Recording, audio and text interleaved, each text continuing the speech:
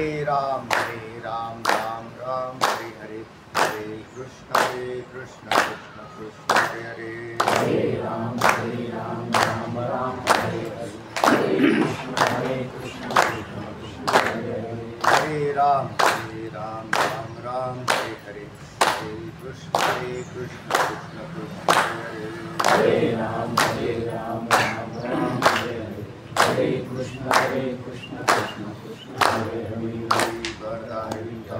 श्री ज्ञानदेव तुकाराम पंढरनाथ भगवान की जय, माऊली ज्ञानेश्वर महाराज की जय, जगद्गुरु तुकाराम महाराज की जय, सबसंत शरण की जय। नमः श्री शंकरानंद गोपादाम्बुजन्मणे सर्वदास महामोह कुंडली ज्ञानदेव पंढरनाथ भगवान की जय, जगद्गुरु तुकाराम महाराज की जय।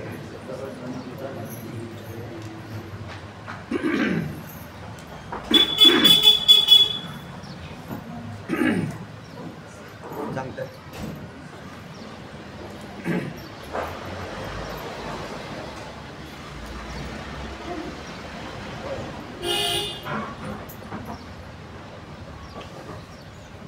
वैष्णव बाबा सांगतो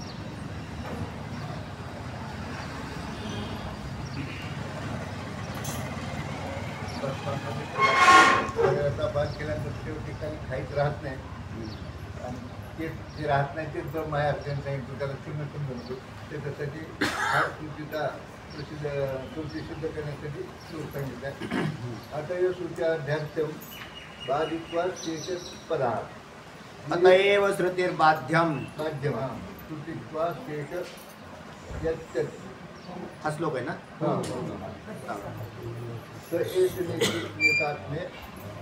त्यावृत्ती रूपता सहेश नेती नेत्याते तत्व्यावृत्ती रूपतः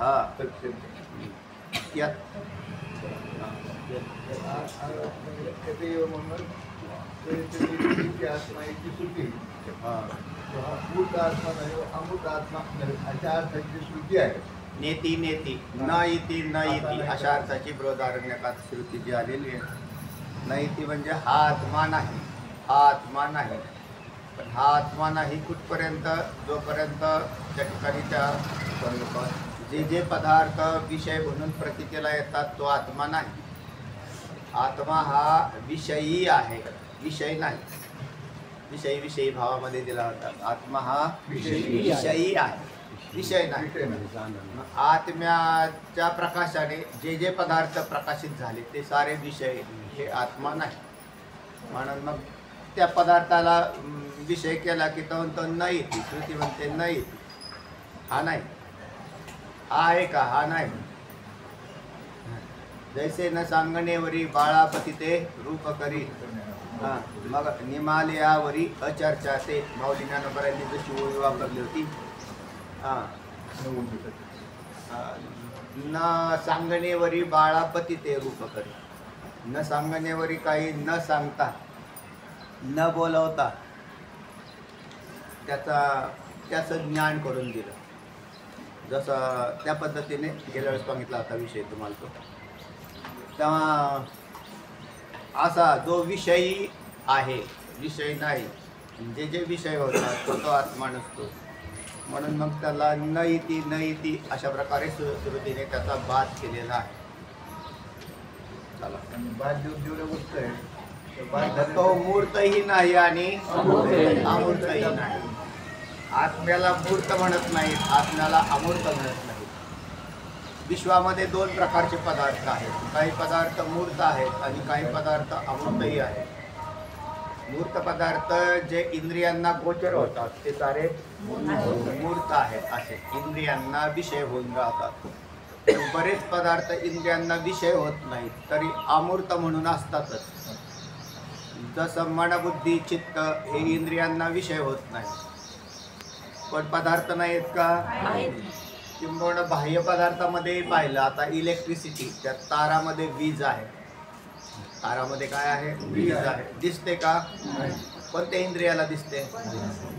कोणत्याच इंद्रियाला नाही. ते म्हणले स्पर्श इंद्रियाला दिसते. जाऊन बघा. स्पर्श इंद्रियाला तो असं नाही, विषय नाही ती. हा म्हणजे त्याच्यातली फक्त ती त्याच्यामध्ये वीज आहे हे तिच्या कार्यावरून कळाल की ज्यावरती पंखा फिरतोय, ज्यावरती इलेक्ट्रिसिटी आहे, वीज आहे त्याच्यात, म्हणजे ती दिसत नाही जगात. मग तो इंद्रियांना विषय नाही. असे जगात अनेक पदार्थ आहेत. जसं आता इंद्रियांना विषय न होणार अजूनही जसं मन आहे. प्रत्येक जीवाच्या ठिकाणी मन आहे ना. ते म्हणले मन कोणत्या इंद्रियाला विषय होईल? तर कोणत्याच इंद्रियाला विषय होत नाही.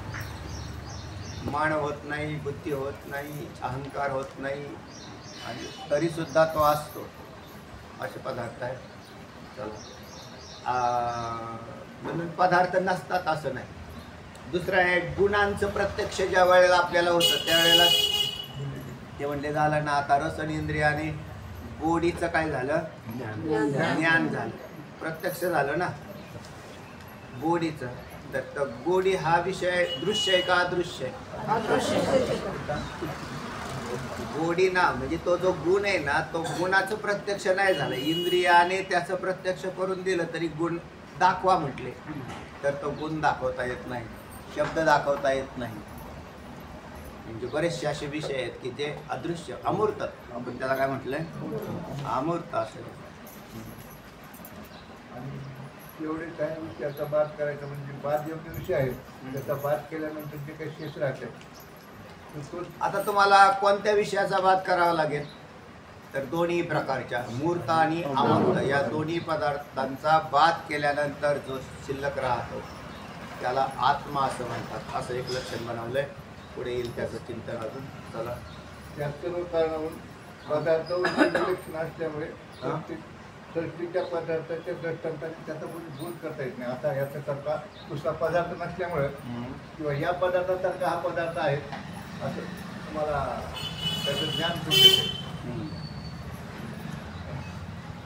आता व्यवहारात सुद्धा निषेधाचं ज्ञान सुचते. हे असं नाही, तसं नाही, तसं नाही. काय म्हणते? व्यवहारातील जे म्हणजे जसं त्या पदार्थाचं बोलून द्यायचं असं असा पदार्थ नाही, तो असा आहे असं सांगता येते. परंतु आत्म्याच्या बाबतीत असं सांगता येत नाही. जसं ब्राह्मण, क्षत्रिय, वैश्य या तीन उदाहरणानंतर उरलेला जो एक राहतो त्याला शूद्र असं म्हणतात. असं तसं आत्म्याला तसं दाखवता येत नाही. आत्म्याला असं दाखवता येत नाही, असं दाखवता येत नाही.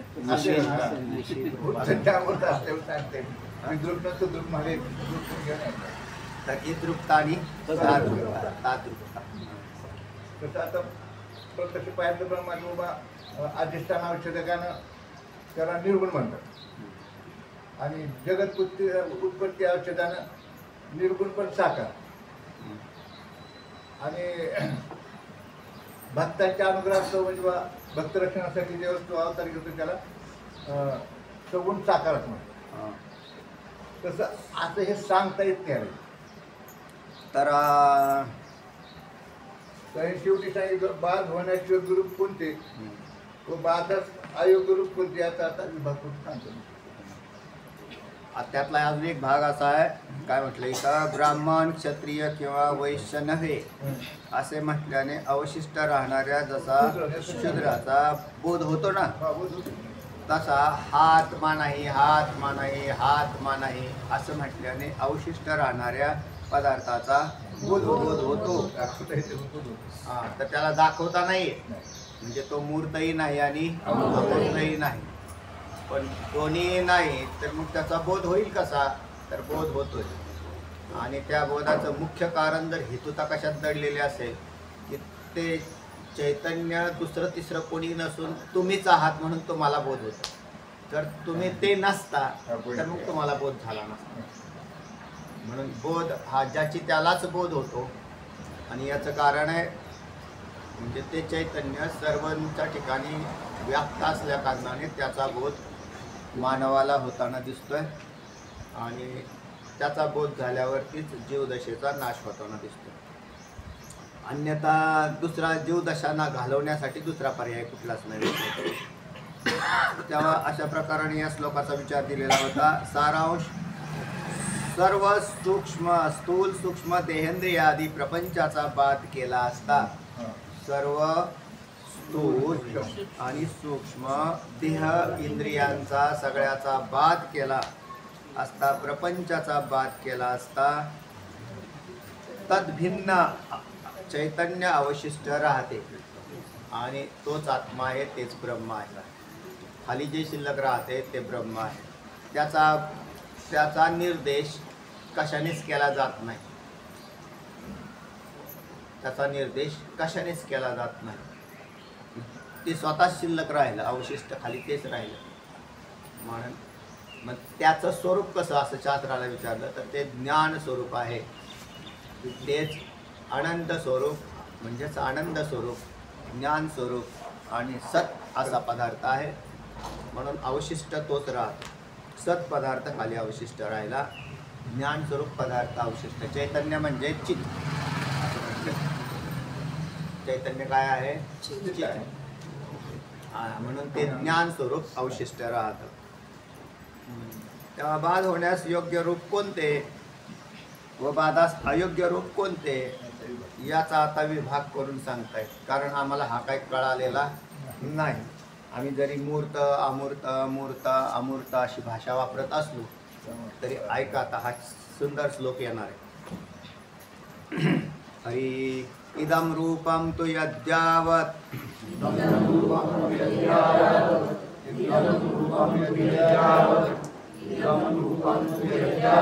तत्यक्तुं शक्यतेऽखिलम्.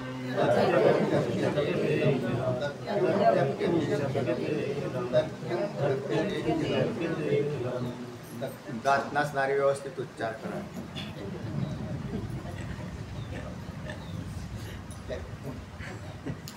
इदं रूपं तु यद्यावत् तत्यक्तुं शक्यतेऽखिलम्.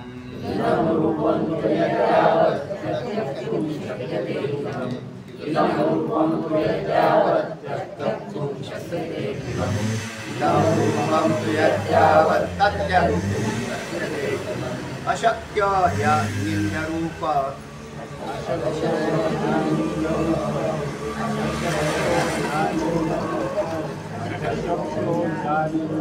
स आत्मा बाधवर्जितः.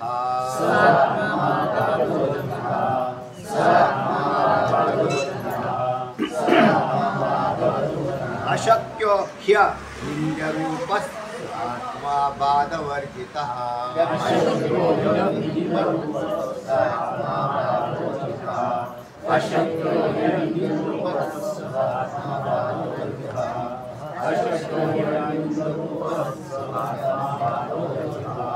इदं रूपं तु यद्यावत् तत्यक्तुं शक्यतेऽखिलम्. अशक्यो ह्यनिन्द्यरूपः आत्मा बाधवर्जितः.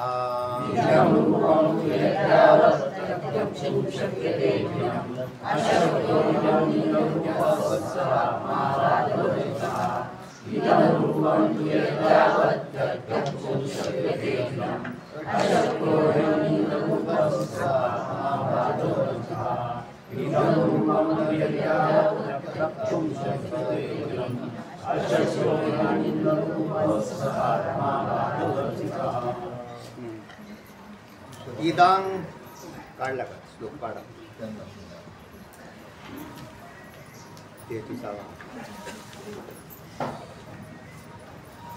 इदं रूपं तु यत् यावत् तत् त्यक्तुं शक्यते अखिलम्. अशक्यः हि अनिन्द्यरूपः सः आत्मा बाधवर्जितः. इदं रूपं तु यत् यावत् तत् त्यक्तुं शक्यते अखिलम्. अशक्यः हि अनिन्द्यरूपः सः आत्मा बाधवर्जितः. इदं रूपं तु यत् यावत् तत् त्यक्तुं बरोबर. शक्यते अखिलम्. अखिलम अशक्यः हि अनिन्दरूपं रूपः सः आत्मा बाधवती. इदम रूपम. जे इदम म्हणजे हे प्रत्यक्ष जे प्रतीतीला येत आहे ते यत यावत जेवढं म्हणून हे इदम प्रत्यक्ष प्रतीतीला येतात. तत् अखिलम त्याक्तुम शक्यते म्हणजे टाकता येणं शक्य आहे. त्याक्तुम म्हणजे टाकून देणं. जेवढं म्हणून इदंता प्रतीतीला येते तेवढं सगळं टाकून देणं शक्य आहे. म्हणजे जेवढं इदंतेला प्रतीतीला इदंता म्हणजे हे असं आपण म्हणतो. आता ते टाकून देणं शक्य आहे. इदंतेचे विषय टाकता येतात हे सांगायचं आहे. आणि मग अनिंद्य रूप हा त्याक्तुम अशक्य ही जे अनिंद्य रूप या पदाचा अनिंद्य रूप या पदाचा अर्थ असा आहे अन इदम रूप. काय अर्थ झाला? अन इदम रूप. अनिंद्य रूप याचा अर्थ आहे अन इदम रूप म्हणजे जे इदंता नाही त्याला अनिंद्य रूप असं म्हटलं. अनिंद्य रूप पदाचा अर्थ काय? ज्याच्यात इदंता नाही त्याला अनिंद्य रूप असं म्हणायचं. म्हणजे त्याचाही पदच्छेद होतो, त्यांनी नाही केलेले, पण आपण करा. अन न अर्धा केला आणि नीचा ई झाला म्हणजे इदम रूप. तर अन इदम रूप म्हणजे इदंता नसणं आणि इदंता इदम रूप म्हणजे इदंता असणं झाले. हे दोन एकमेकाचे विरोधी शब्द झाले. आता अनिदम रूप हा त्याक्तुम अशक्य हा ही परंतु ही म्हणजे परंतु अनिदम रूपम त्याक्तुम अशक्य हा आणि इदम रूपाचा त्याग करणं शक्य नाही. आणि इदम रूपाचा त्याग करणं शक्य नाही. इदम रूपाचा त्याग करणं शक्य आहे. इदंतेचा त्याग करणं शक्य आहे आणि इदम रूपाचा त्याग करणं शक्य नाही. आता इदंता याचं लक्षण केल्यानंतर तुम्हाला लक्षात येईल की इदंता काय आहे. तर जेवढे म्हणून मूर्त आणि अमूर्त पदार्थ आहेत ते इदम आहे. असा मागच्या श्लोकात गेला विषय. मूर्तम आणि अमूर्त असा पदाचा अर्थ घेतला. आपल्याला वाटतं जेवढे डोळ्यांना दिसत आहेत तेवढे की इदम हे इदम सर्प आहे ना. अयम सर्प हा सर्प आहे. हा अयम म्हणजे हा आणि इदम म्हणजे हे हा ही हे व्याकरणामध्ये हा ही हे स्त्रीलिंगी पुरुषलिंगी आणि नपुंसकलिंगी 3 पदाने शब्दबोध होता. हा ही हे त्याच्यामध्ये इदंता प्रतीतीला येते. पण आम्हाला इंद्रियजन्य इदंता प्रतीतील माहिती आहे. आम्हाला हे सोडून दुसरी इदंताच माहीत नाही.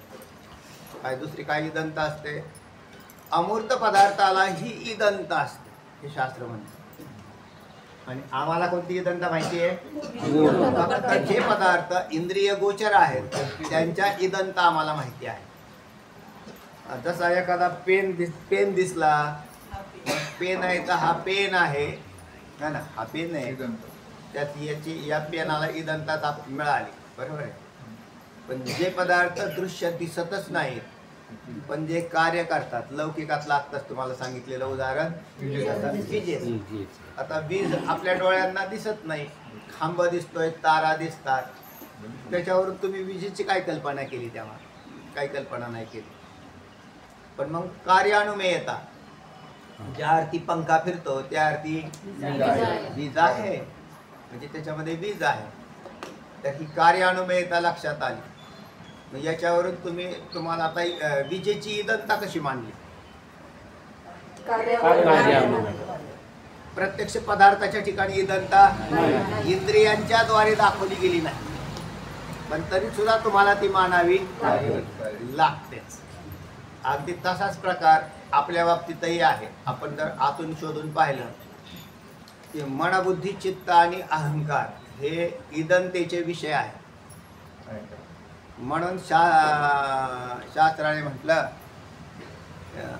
तू मन नाहीस, तू बुद्धी नाहीस, अहंकार नाहीस, तू मन नाही. मग तू मन नाही तर मन दृश्य आहे का अदृश्य आहे? अदृश्य आहे. बरं, शिवाय ते मायाकृत सगळ्या पदार्थ म्हणजे मायाकृत पदार्थापासून बनलेलं आहे. ते अपंचकृत पंचमहाभूतांपासूनच मनाची उत्पत्ती आहे ना. पण ते मन सुद्धा आम्हाला दिसलं नाही, पण ते इदंतेला विषय झाला. म्हणून शास्त्राने मानलेली इदंता मनाला लागू होते.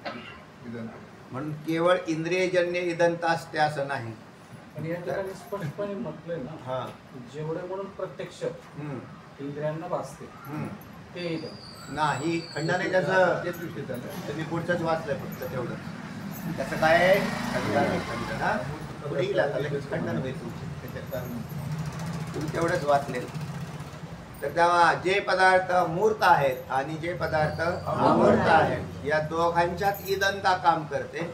आणि व्यावहारिक जगतामध्ये लोकांना असा भ्रम होतो की जेवढे इंद्रिय गोचर आहेत तेवढे ते इदन आहेत, इदंत आहे, असंच तेवढा फक्त भ्रम होतो.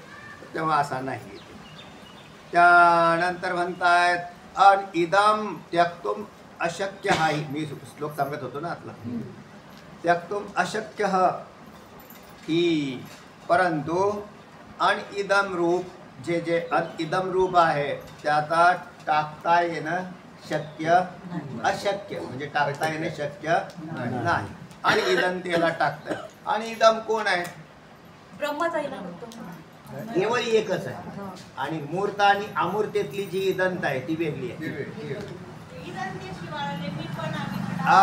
माऊलीना नवऱ्यांनी ओळी वापर जे इदंतेसी वाळले मी पण येऊन ढाळले,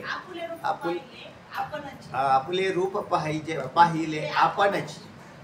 13व्या अध्यायात 15व्या अध्यायात ओवी आलेली इदंचे इदंतेशी वाळले. तर त्या पाहून घ्या, तिथंही विषय आलेला आहे भगवद्गीतेतला. तर जे इंद्रिय गम्य नसते त्याचा त्याग करता येत नाही. जे इंद्रिय गम्य नसते त्या पदार्थाचा त्याचा त्याग करता येत नाही. म्हणजे त्याला टाकून देता येतं असं नाही, कारण अनेक सूक्ष्म पदार्थ त्याच्या अंतर्गत असतात. म्हणजे जे इंद्रियाला गोचर होत नाही म्हणून त्याला टाकून दिलं असं नाही. उदाहरण ते विजेचं किंवा मनाचं हे काय आहे का सूक्ष्म आहे, अमूर्त आहे. यांना टाकून दिलं का तुम्ही? इंद्रियाला गोचर. वीज ही इंद्रियाला गोचर आहे का? नाही. मग तिला टाकून दिली का? नाही. म्हणून तिचा त्याग नाही करता येत. इंद्रिय गोचर, कारण इंद्रियांना सगळेच पदार्थ गोचर होतात असं नाही, मायाकृत सुद्धा.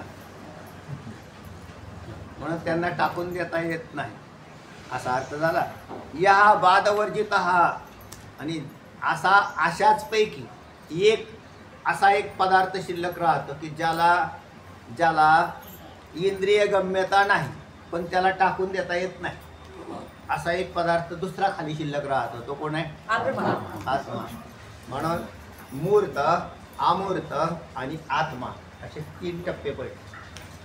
काही पदार्थ मूर्त आहेत तेही इदन आहेत, काही पदार्थ अमूर्त आहेत तेही इदंत आहेत, आणि एक पदार्थ इदंते शिवाय आहे पण इंद्रियाला विषय नाही. तिथं इंद्रियाला विषय नाही तर तो केवळ आत्मा आहे. चला काय इदं रूपं तु यद्यावत् त्यक्तुं शक्यते किलम् अशक्यो हि निंदरूप अशक्यो बरोबर. ह्य अशक्यो ह्य निंदरूपस अशक्यो ह्य निंदरूपस् आत्मा स आत्मा बाधवर्जितः यत् यावत् इदं रूपं तत् अखिलं त्यक्तुं शक्यते. हा जे जे इदम म्हणून आहेत त्या सगळ्यांना प्रत्यक्ष जेवढे म्हणून हे प्रत्यक्ष दृश्य रूपाने भासते ते सगळे टाकून देता येते. जे दृष्ट नाही काय पडलं काय माऊली जे देखणे सकळ ते स्वप्नीचे मृगजळ म्हणून चिंती चरण कमळ रुक्मा देवी वराची असं माऊली म्हणतात.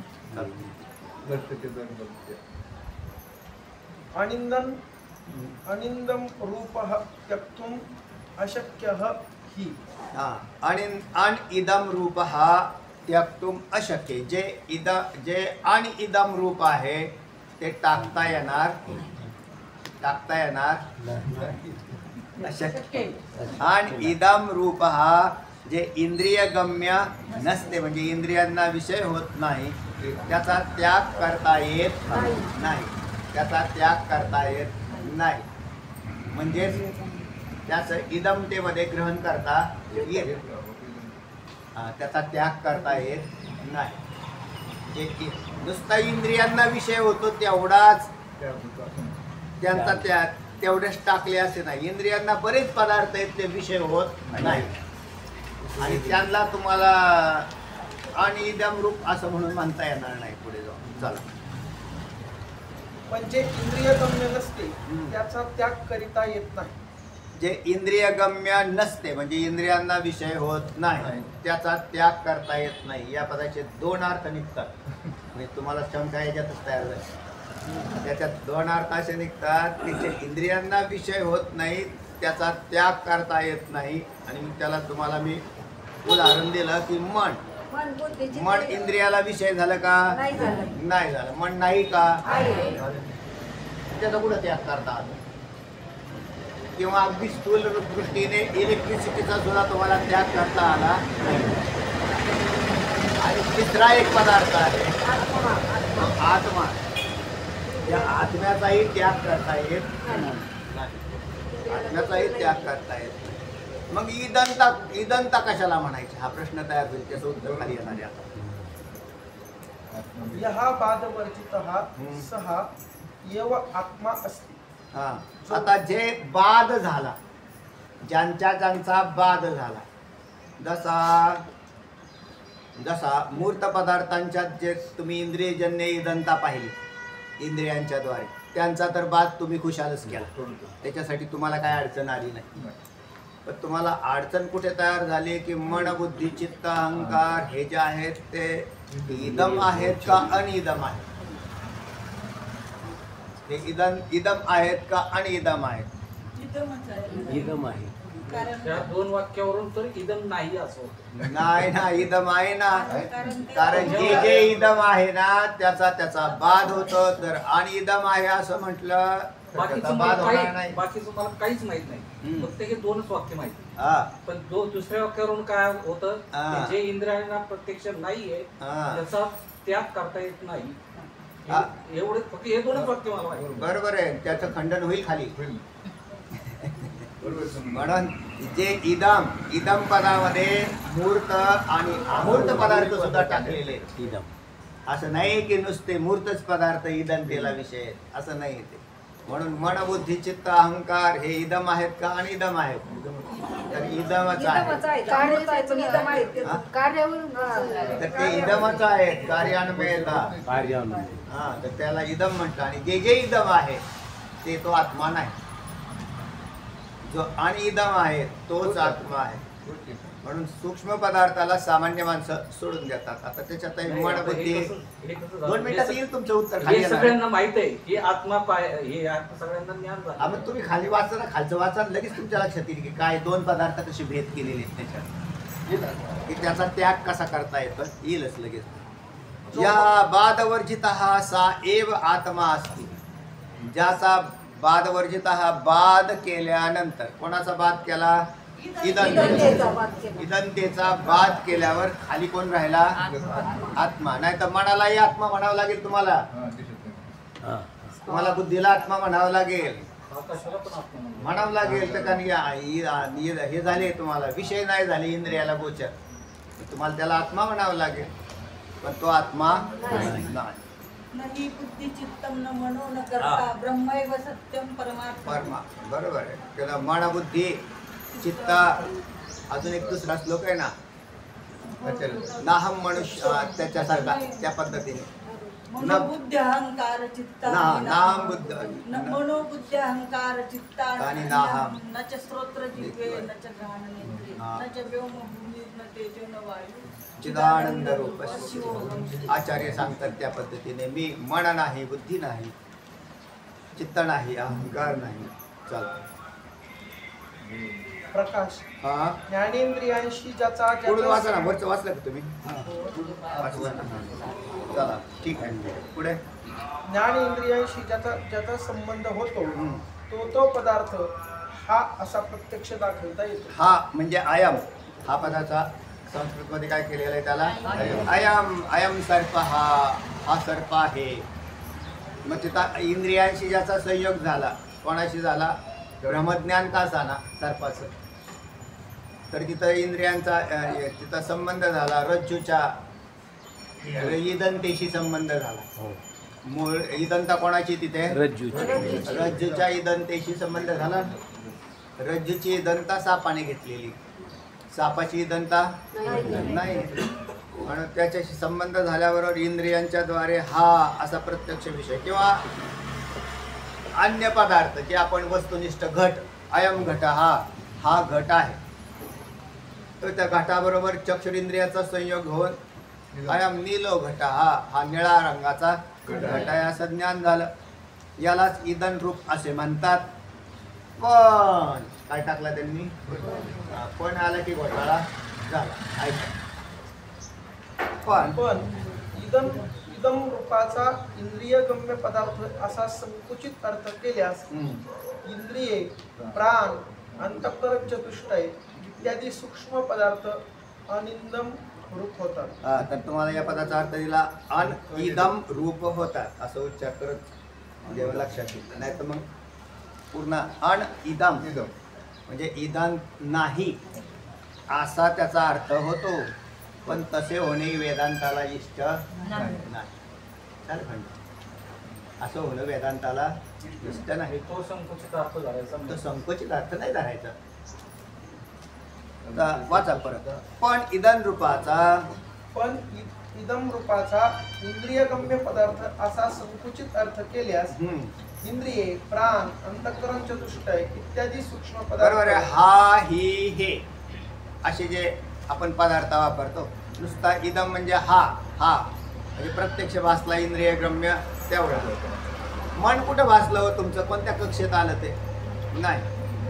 समोरचा व्यक्ती विचार करताना म्हणजे तो अगदी त्याचं मन जाग्यावरच असते, वृत्ती बुद्धी जाग्यावर असते आणि तो विचार करून सांगत असतो, बोलत असतो. त्याच्या ठिकाणी मनाची उपस्थिती आहे, बुद्धीची उपस्थिती आहे, परंतु इदंता प्रतीतीला येत नाही. तर अशा प्रकाराने म्हणून आता इंद्रिय सुद्धा म्हणजे तुमचं चक्षुर इंद्रिय इदम होतं का? इंद्रिय म्हणतो मी, गोलक होतात. इंद्रिय नाही गोलक प्रत्यक्ष होत. म्हणजे ते म्हणले श्रोत्रेंद्रिय हो म्हणले आहे नाही काय? ते तुम्ही कानाचा चाफा दाखवून राहिले. ते इंद्रिय कुठं दाखवलं तुम्ही? इंद्रियाचं कुठं? पण इंद्रिय नाही का? त्याच्या आत आहे. तसेच पाचही ज्ञानेंद्रिय शरीराच्या मध्ये या ठिकाणी उपस्थित आहेत आणि ते इदम नाही. म्हणजे इदम आहेत ते, इंद्रिय गोचर नाही. इंद्रियांना ती गोचर नाही, त्यांना इदमच म्हणायचं. इदंत आहे त्यांच्या ठिकाणी. म्हणून इंद्रिय, दुसरे प्राण, हे तर अवघडच आहे. प्राण ते म्हणले पाण, मनुष्य झोपलेला असला तरी त्याचे सगळे प्राण काम करत, कुठेच राजीनामा नाही घेतला ते. आणि मग त्याची प्रतीती कशी येते? त्याच्याकडे फार बारकाईने लक्ष दिलं तर लक्षात येतं. कानात जर बोटे घातली तर आपल्या लक्षात येऊन जातं की धडधाड धडधाड धडधाड मशीन चालू आहे. अजून मशीन चालू आहे का नाही? बोटे घाला लक्षात येईल की ही मशीन चालू आहे. त्याच्यात जर बोटं काढली तर आपल्याला काहीच वाटत नाही, नाहीतर आतमध्ये फार मोठा आवाज होतो. तो सगळा आवाज नाम त्याला ध्वनी म्हटलंय ना, आतले ध्वनी चालू येतं त्याची. तर त्याच्यात पण मग किंवा डॉक्टरांनी काय केलं असं पाहतात, नाडी परीक्षा करतात, ठोके चालू आहेत म्हणजे याचे प्राण जागेवर आहे, म्हणजे याच्यातला हा देह काम करतोय, तो आतला सूक्ष्म देह काम आहे त्याच्यात करतोय. प्राण ठकठक करायचे बंद झाले तर मग डॉक्टर लगेच पुढची सर्टिफिकेट, एका डॉक्टरने दिलं कालच्याला सर्टिफिकेट म्हणते तरी होता. ते म्हणतात चुकलं माझ्याकडून, तो माणूस परत उठून बसला.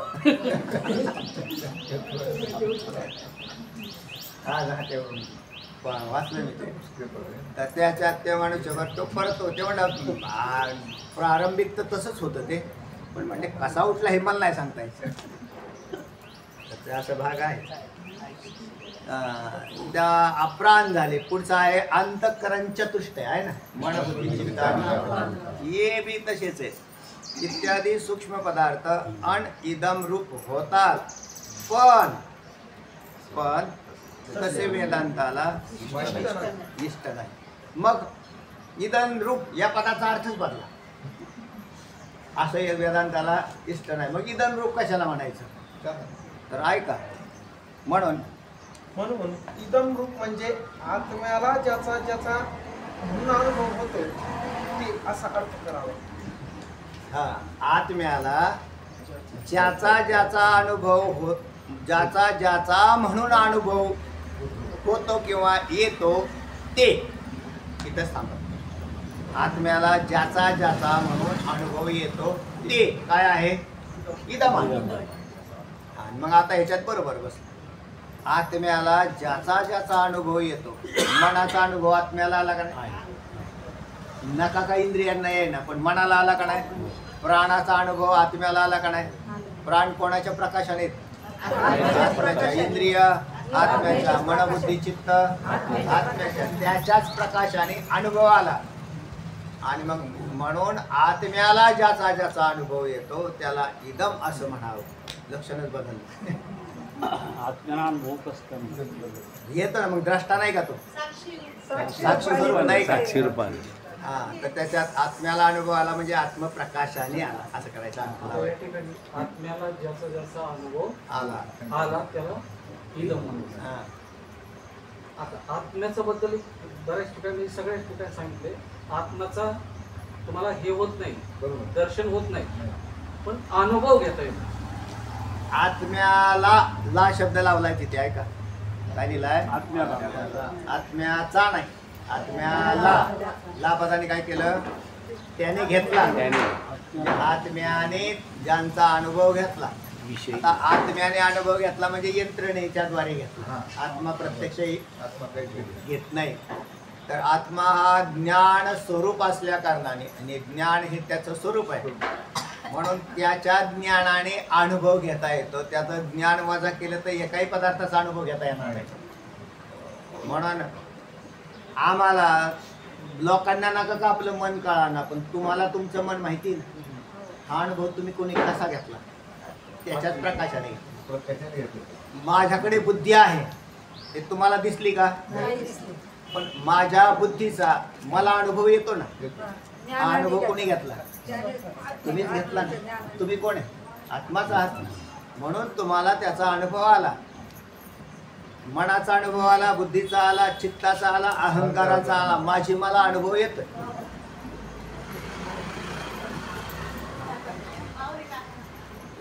वावरे काका तेव्हा ज्याच्या यांचा अनुभव आला तर आत्म्याला म्हणजे हा द्रष्टा आहे असं सांगायचं आहे. आणि म्हणजेच हा याची अनुभूती तयार होते. आत्म्याला मन आहे अशा प्रकारची तिथे काय झाली, त्याला त्या व्यक्तीला अनुभूती येते. आणि हे सगळे पदार्थ अनुभव्य होतात. आत्मा अनुभव्य कधीच होत नाही. असं मागं सुद्धा म्हटलं होतं तुम्हाला की हा अनुभव्य नाही, तर अनुभूतित्व आहे. म्हणून आत्म्याला अनुभूतित्व आहे. आत्म्याच्या प्रकाशाच्या द्वारे हे पदार्थ जाणले गेले. त्यातले काही मूर्त पदार्थ आहेत आणि काही अमूर्त पदार्थ आहेत. या दोघांचाही अनुभव येतो. आणि तो कोणी घेतला? आत्म्याच्या ठिकाणी. आता आत्म्याचा अनुभव कसा घ्यायचा? तर तो इदम नाही ना, म्हणून जे इदम नाही ते सत्य आहे आणि त्यालाच ब्रह्म असं म्हणतात. ते सिद्ध केलं. जे इदम त्याच्या कक्षेत आलं नाही. आत्मा इदम आहे का? आत्मा इदम नाही. म्हणून आत्म्याने ज्याचा अनुभव घेतला त्याला इदम असं म्हणा. मग मनाला इदम म्हणून त्याला इदम म्हणा. त्याला इदम म्हणा. आणि त्या इदमतेचा ज्यांनी अनुभव घेतला तो अनुभव घेणारा आत्मा आहे आणि ज्याचा अनुभव घेतला ते पदार्थ आहे, म्हणजे विषय आहे. म्हणून मग आपल्याला असं करता येईल काय ना, आत्मा सोडून सगळं इदमच नाही. इदम आहे म्हणजे आत्मभिन्ना सगळे पदार्थ इदम आहेत. आत्म्याला सोडून बाकी सगळेच पदार्थ इदम आहेत. तर तेव्हा जसं हा प्रपंच सुद्धा इदंतेला प्राप्त झाला. अयम प्रपंच मिथ्या इदंतत्वात् यत्र यत्र इदंतत्वात् तत्र तत्र मिथ्यात्वात् यथा अहंकारः. यथा उदाहरण कुठलं आलं? अहंकारः. अहंकार हा इदंतेला विषय आहे. झालं ना. म्हणून यत्र यत्र इदंतत्व तत्र तत्र मिथ्यात्व. मग अहंकार सुद्धा काय झाला? मिथ्या झाला. म्हणून जसा हा प्रपंच, मग प्रपंचातले मूर्त आणि अमूर्त हे दोन्ही घटक इदंतेला विषय झाले. म्हणून अयम प्रपंच मिथ्या इदंतत्वात् यत्र यत्र इदंतत्वात् तत्र तत्र मिथ्यात्व यथा मनः. उदाहरण बदलले. यथा मनः, मनाप्रमाणे. मन सुद्धा मिथ्याच आहे आणि ते इदंतेला विषय आहे. आता इदंतेला विषय कोण नाही राहिला? आत्मा हा. कारण त्याच्या प्रकाशाने इदंत आहे.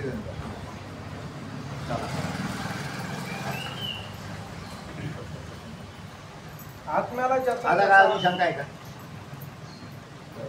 अजून काही शंका? असं क्लिअर व्हाय म्हणजे आपण क्लिअर व्हाय.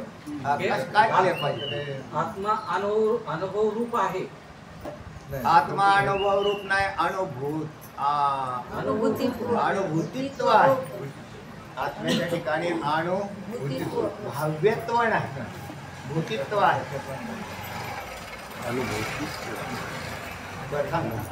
आत्मा अनुभव रूप आहे असं पाठीमागे काय अनुभूतित्व आत्म्याच्या ठिकाणी अनुभूतित्व आहे. आत्मा अनुभव रूप असल्यामुळे म्हणजेच अनुभूतित्व आहे. म्हणजे त्याचा अनुभव त्यानेच घेता येतो. त्याला अनुभूतित्व. अव्यत्व म्हणजे विषय म्हणून होत नाही. आत्मा हा विषय होत नाही. मग विषय कोण कोण होतं? इदंतेला जे पदार्थ आले ते काय झाले? विषय झाले. आणि आत्मा विषय झाला नाही. मग आत्म्याने अनुभव घेतला.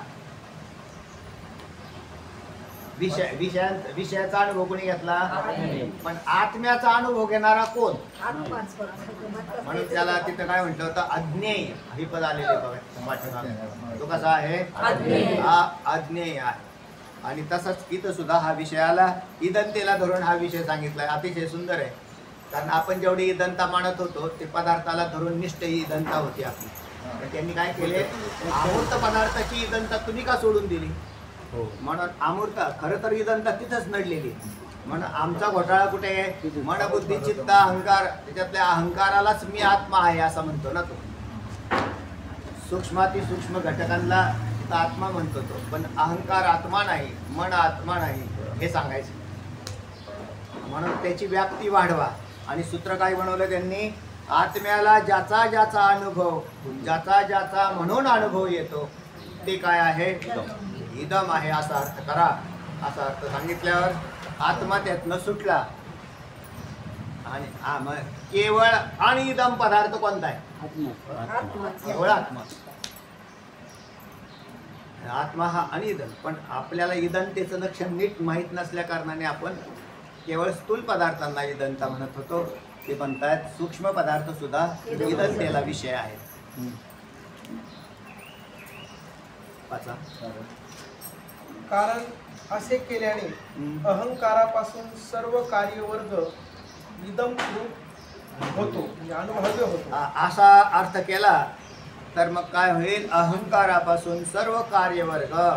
अहंकार सुद्धा काय आहे? कार्यवर्गातच आहे. त्याने तर खरा मोठा कार्यवर्ग येतो.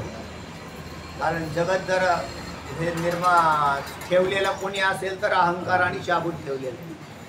पण खरा वर्ग कोणता आहे? अहंकार. त्यानंतरचं चित्त, त्यानंतरची बुद्धी, त्यानंतरचं मन, हे घटक मोठ्या प्रमाणावर काम करतायत. जेवढं नजरेला आम्हाला स्थूल जगत आणि शरीर दिसत आहेत, हे तर फारच स्थूल झालं. पण आतून यंत्रणा काम करते. माणसं अशी बसलेले दिसतात, पण ते बसलेले थोडेच असतात. त्यांची सगळी यंत्रणा आतून काम करत असतात. त्या एखादा मनुष्य सकाळी सकाळी झोपेतनं उठल्यावर असा बसतो आणि ते म्हणते का असे बसले? तर त्याचं प्लॅनिंग चाललंय. कशाचं?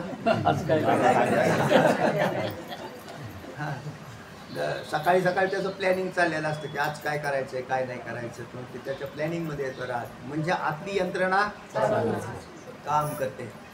तर तेव्हा हे अहंकारादी सगळे काम करतायत. तर त्या अहंकारापासून सर्व कार्यवर्ग इदम रूप म्हणजे अनुभव्य. काय शब्द आला? आला परत इथं. अनुभव्य होतो म्हणजे अनुभवाचा विषय होतो. त्याला अनुभव्य म्हणतात. ज्या अनुभवाचा काय झाला? विषय झाला. आणि आत्मा अनुभव्य नाही, तर अनुभूतित्व रूप आहे. आत्मा हा अनुभूतित्व आहे, रूप आहे. अनुभव्यत्व रूप नाही. असं मागे विषय येऊन गेलाय. अनुभव्यत्व रूप आत्मा नाही, तर अनुभूतित्व रूप असा आहे. म्हणजे आत्मा अनुभव घेतो. आता आत्मा डायरेक्ट अनुभव घेत नाही. हे कायमस्वरूपी लक्षात ठेवायचं. कारण ते डायरेक्ट कधीच होणार नाही. तर मग त्याला अनुभव येतो. कारण ज्ञान इतकं सूक्ष्म आहे ना, शेवटी आपल्यालाही म्हणजे सगळे व्यवहार त्याच्यावरच आधारित आहेत, ज्ञानावर आधारित आहेत. पण ज्ञान झाला असं म्हणत असला तर म्हणले कोणाला झालं? मला झालं. म्हणजे तुझ्या बुद्धीला झालं. तरी सुद्धा तुझ्या बुद्धीला झालेलं ते ज्ञान दोन प्रकारात विभागणी झाली. एक इदम रूप आणि एक अनिदम रूप. आणि जे अनिदम ज्ञान आहे तो आत्मा आहे आणि इदंता आहे ते विषय आहे. असे त्याचे भेद केले. म्हणजे त्या ज्ञानाचे दोन भेद झाले. म्हणजे इदंतेशी वाळले मी पणे विन डहारले. ते माऊली ज्ञानोबरायांनी फार सुंदर. पण आता त्याचे अर्थ कळायला गेले तरी चिंतन जर नाही केलं तर काय अर्थ डोंबाल करणार आहे? हा, त्याला काय ते ओवीचा अर्थच नाही कळणार. आणि माऊली ज्ञानोबराय म्हणतात की जे इदंतेशी वाळले, वाळलं म्हणजे सुकून गेलं, बाजूला फेकून दिलं. जे इदंते वाचून गेलं. मग तुम्हाला इदम पदाचा अर्थ करावा लागेल. आणि इदंतेचा अर्थ इथे आलेला आहे. म्हणून याच्यावर प्रवचन करणाऱ्यांनी हा श्लोक पाठ करा आणि मग प्रवचन करा. म्हणजे मग तुम्हाला प्रवचन चांगलं करता येईल. चालतं. कारण असे केल्याने अहंकारापासून सर्व कार्यवर्ग इदम रूप अनुभव्य होतो. सर्व कार्यवर्ग इदम रूप अनुभव्य होतो. कार्यवर्ग मनबुद्धी चित्त अहंकार, त्याचप्रमाणे बाहेरचे स्थूल भौतिक जगात, हा सगळा वर्ग तुम्हाला कार्यवर्गाच्या अंतर्गत आहे. म्हणून जे जे कार्य प्रतीतीला येते, कार्यवर्ग प्रतीतीला येतोय तो इदम. असे लक्षण केलं तरी चालतंय. जो जो कार्यवर्ग प्रतीतीला येतो तो इदम आहे. मग मन बुद्धी चित्त कार्यवर्ग आहेच, आपोआप सिद्ध झालं. फक्त ते सूक्ष्म आहे. चला. व त्यामुळे जे दृश्य विनाशी या न्यायाने तो बाद योग्य होतो. जे जे जे दृश्य ते विनाशी. जे दृश्य माता दृश्य पदामध्येच हे घेतलं. जे निदान केला विषय ते दृश्य आणि तेही नाही, म्हणून मनादी सगळे पदार्थ नाश पावणार, या न्यायाने ते बाधयोग्य होत. तसेच ज्याचा अनुभव घेणारा अन्य कोणी नसतो त्याचा कधी बाधही होत नाही. बस तसेच ज्याचा अनुभव घेणारा अन्य कोणी नसतो, आत्म्याचा अनुभव घेणारा कोण? कोणीच नाही. म्हणून ज्याचा अनुभव घेणारा अन्य कोणी नसतो, म्हणजे आत्म्याचा अनुभव घेणारा अन्य कोणी नसतो, त्याचा कधी वादच होत नाही. म्हणून आत्म्याचा कधी वाद होत नाही. स्वरूपवान बाधयोग्य पदार्थाला मिथ्या म्हणतात, असं मिथ्याचं लक्षण आहे. हा स्वरूपवान बाधयोग्य पदार्थाला मिथ्या म्हणतात. हा स्वरूपवान बाधयोग्य पदार्थाला मिथ्या म्हणतात. मिथ्या. आता स्वरूपवान म्हणजे कोणतं? हे मन बुद्धी सगळ्यांचं साधन आहे. मन. त्याच्यात ते बाधयोग्य पदार्थ झाले. आणि स्वरूपवान म्हणजे कार्य प्रधान असणारे. काय म्हटलं इथं शब्द आलता? कार्यवर्ग. जे कार्यवर्गामध्ये येतात ते बाधयोग्य आहेत आणि ते पदार्थ मिथ्या आहेत. आणि ज्याचा अनुभव घेणारा कोणीच नसतो तोच पदार्थ शेवटी शेष आहे, त्याला आत्मा असं म्हणतात. म्हणजे त्याचा बाध कधीच होत नाही. ज्याचा अनुभव कोणी घेत नाही त्याचा बाध कोणी होत नाही. कसा? पहा ना, माझा अनुभव मला घ्यायचा आहे, माझा अनुभव मलाच येईल, तो अन्य कोणाला येणार नाही. पण माझा अनुभव मला कोणत्याही यंत्रणेशिवाय येईल. हा? कोणत्याही यंत्रणेशिवाय येईल. तुम्ही काय वापरणार आहे त्याचा अनुभव घ्यायला? बरोबर. नाहीतर मग माझा अनुभव मला येणार नाही. याचाच अर्थ आहे मी जोपर्यंत यंत्रणा वापरतोय, काय फॅक्टरी चालू आहे ना, तर साखर बाहेरच पडत राहते. फॅक्टरी बंद झाल्यावर तिथून पुढचा विषय चालू होतो. तसा इथे आपण ज्या देहामध्ये राहिलेलो आहे त्या देहात ही फॅक्टरी बंद नाही होणार, कारण ही फॅक्टरी बंद झाल्यावर यंत्रणा इकडली जर बंद झाली, तर माझा अनुभव मला घ्यायचा आहे. त्यात माझा मी शोधला. मी मन नाही, बुद्धी नाही, चित्त नाही, अहंकार नाही. मग अहंकार नाही म्हटल्यावर कार्यवर्ग संपला. आता ज्याचा अनुभव घेण्यासाठी अन्य कोणाचा उपयोग नाही, अशा स्थितीमध्ये त्या आत्म्याचा अनुभव येईल. आत्मत्वाने त्याचा अनुभव येईल. म्हणजे जेवढी म्हणून यंत्रणा तुम्ही वापरताल ती सगळी बाध योग्य यंत्रणा आहे, तिचा बाध करावा लागेल. आणि बाध न करता कोणीही आत्म्याचा अनुभव घेऊ शकत नाही, कारण त्याचा अनुभव घेणारा दुसरा कोणी नाही, तोच आहे.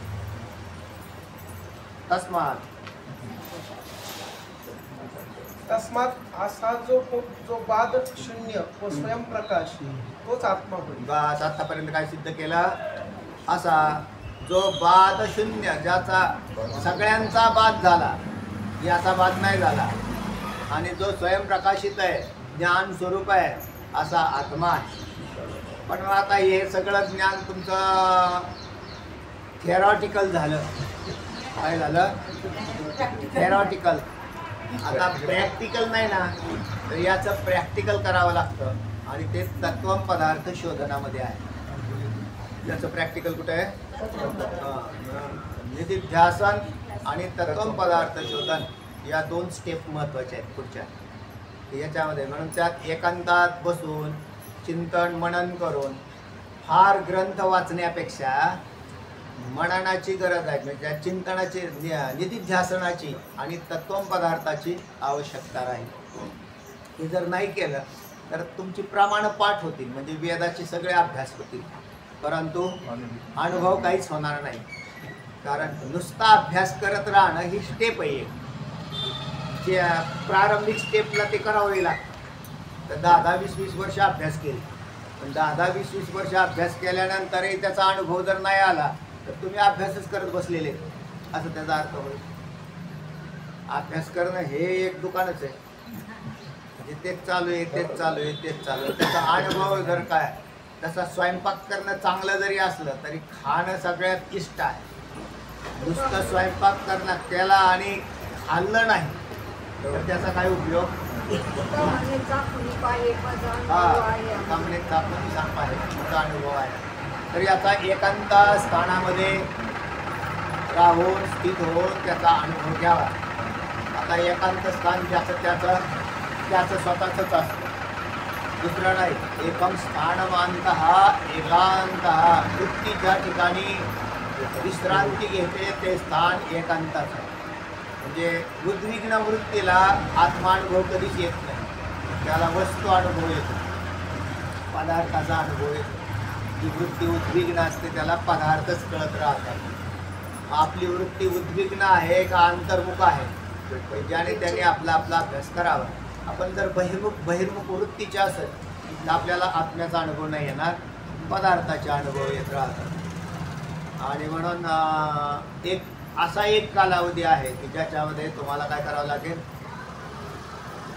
वृत्तीला स्थिर करावं लागतं. आणि मग त्याच्यात कोणत्याही यंत्रणेविना ज्याचा अनुभव येतो तो आत्मा, तेव्हा बाधशून्य स्वयंप्रकाश तो आत्मा होय असा अनुभव घेतल्यानंतर मग जीव मुक्त होत असतो.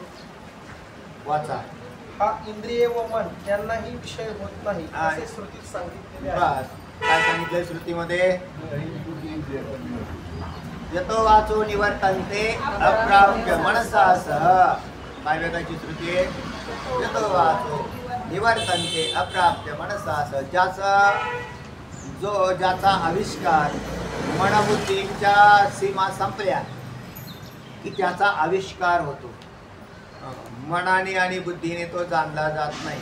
आणि आम्हाला उठसूट बुद्धी घेऊन फिरवायची सवय लागली.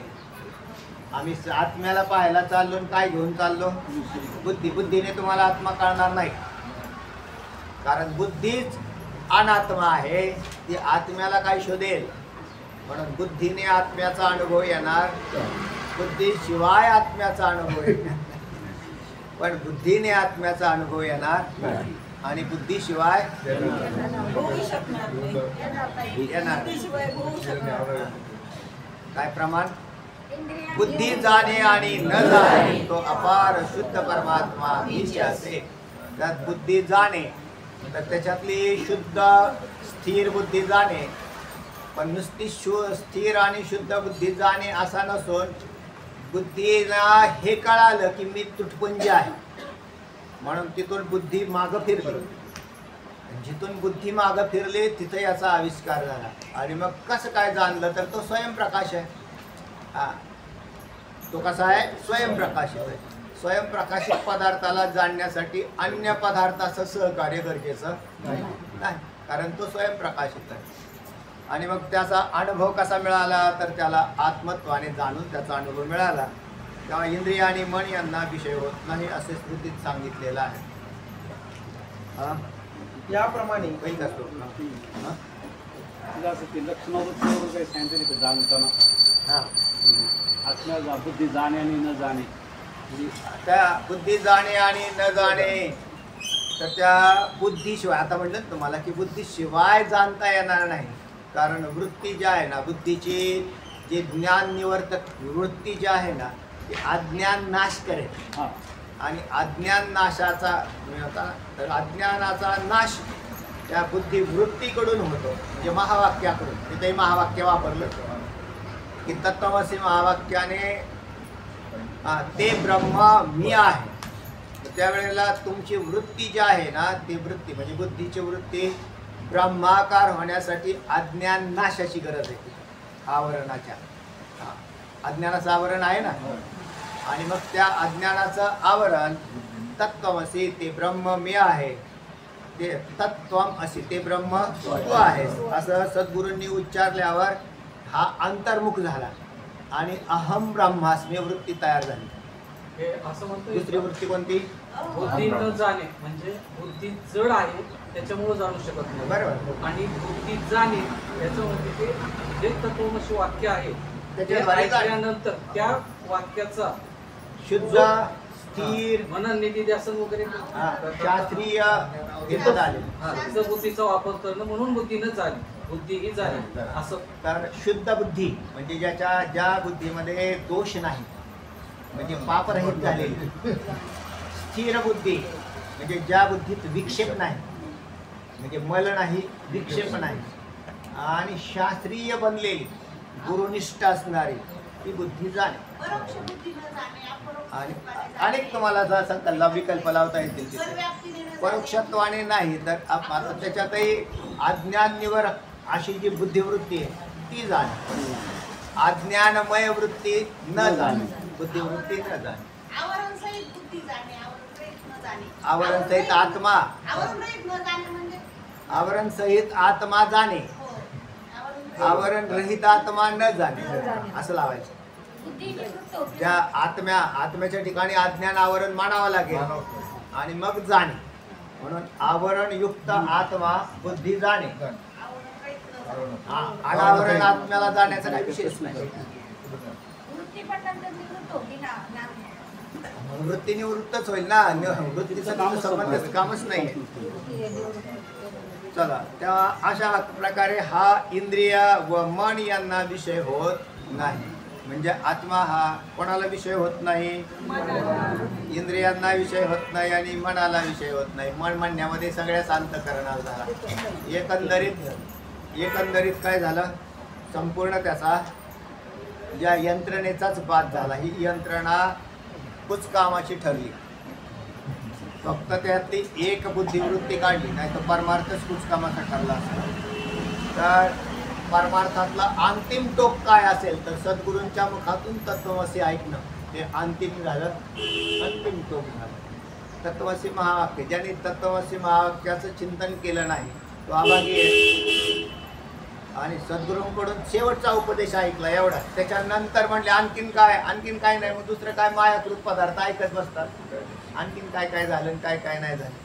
किती पुराणं जरी ऐकली तरी त्याच्यातून काय निष्पत्ती होईल, कारण मोक्ष हवाय ना. किती पुराण ऐकल्यावर मोक्ष होईल. मग अनेक राजांच्या कथा ऐकल्या, सगळं ज्ञान साठवून ठेवलं. रामाचे 28 वंश सांगितले, 38 वंश. आता ते सारं काय असते, आस्तिक वर्ग असतो म्हणून त्यांना आपण फार असं काय बोलत नाही. चला जाऊन त्या थोडा आस्तिक वर्ग राहतो, काही नाही करत त्याच्यापेक्षा बरं आहे ना. पण हे सारं जे आहे म्हणून अण्णा सांगायचे मार्क्यांच्या कथा ऐकून काय होईल रे तुमचं, विनाकारण मार्क्यांच्या कथा ऐकत बसता. किती मी पुराणं भरलेलीच नाही. पण मग ते नाही. आणि जोपर्यंत आपल्याला आपलंच ज्ञान नाही झालं तर मग बाकी परमार्थाचा उपयोग तरी काय आहे. पण त्याला आता मुक्त होणं हे अंतिम ध्येय आहे. आणि ते कसं होईल तर अशा प्रकारची शुद्ध बुद्धिवृत्ती झाली. ज्या बुद्धिवृत्तीचा छंद प्रपंचाचा संपलेला आहे त्यालाच आत्मज्ञान होईल. ज्या बुद्धिवृत्तीत प्रपंचाचा विस्तार आहे त्याला आत्म्याचं ज्ञान कसं होईल. म्हणून अशी शुद्ध होण्याची आवश्यकता आहे. एकदा मोक्ष पदरात पडला ना की त्याच्यानंतर मानवी जीवनाचं कार्य संपलेलं असतं, काहीच नाही राहिलं. आणि जर मोक्ष पदरात नाही पडला तर मानवी जीवनच काय घेऊन बसले. कोटी जन्म पुढे लागलेले, एकामागे एक. चला, तेव्हा असे श्रुतीत सांगितलं आहे. काय म्हणतात पुढे, होईल का नाही व्हायचं. याप्रमाणे आत्म्याचे अबाधत्व सिद्ध करून बाध्यत्व, आत्मा बाधित होत नाही. आत्मा सोडून सगळे बाधित. आत्मा सोडून सगळ्यांचा बाध होतो. बस मूळ तत्व एवढं लक्षात ठेवलं. आत्मा सोडून सगळ्यांचा बाध होतो आणि आत्मा सोडून सगळेच इदंतेला विषय असतात. आत्मा इदंतेला विषय एवढाच विषय आहे त्यातला. म्हणून आत्मा इदंतेला विषय होत नाही. म्हणजे इदंतेचा व्यापक विस्तार या श्लोकामधून आला. त्या आपल्याला जोपर्यंत इदन या पदाचा अर्थ एवढाच माहीत होता. काय होतं माहिती, दृश्य वर्ग त्याला इदन असं म्हणतात. पण तेवढा अर्थ एवढा होता. परंतु ते हाच्याही कक्षेच्या पलीकडे जातं. म्हणून ते आता जसं मनाचा विषय निघाला तर मन हे दृश्य होत नाही पण ते इदंतेला होतं. म्हणजे त्याला इदंता मानलेली आहे, कारण कार्यावरून केलेलं आहे. आणि इदंतेचं एक लक्षण दिलं इथं, कोणतं, आत्म्याला ज्याचा म्हणून अनुभव येतो त्याला इदम असं म्हणतात. हे इदंतेचं लक्षण पाठ करून ठेवा. आत्म्याला ज्याचा ज्याचा म्हणून अनुभव येतो त्याला इदम असं म्हणतात. हे विशेष लक्षण याच्यामध्ये आलं. म्हणजे नुसते दृश्य वर्गावर नाही गेलं ते, तर आत्म्याला अनुभव आला, तर आत्म्याला मनाचा अनुभव आला, बुद्धीचा आला, चित्ताचा आला, अहंकाराचा आला, हे विषय इदमच आहे. म्हणून आत्मा, मनबुद्धी, चित्त, अहंकार हा आत्मा नाही, हा विषय सिद्ध केला याच्यातून. चला, आणि जे जे इदम असताना पुढे जाऊन म्हटलंय ना, काय म्हटलं, याप्रमाणे आत्म्याचे अबाध्यत्व सिद्ध करून त्याचा प्रकृत विषयाशी संबंध दाखवतो. हा, तर त्याचा संबंध दाखवणार आहेत की आत्म्याचे अबाध्यत्व, आत्मा बाद होत नाही, तर त्याचा प्रकृत विषयांशी कसा संबंध येतो, तर तो आपण पुढच्या वेळेस पाहू. कुंडली वरदारी पंढरीनाथ भगवान की जय.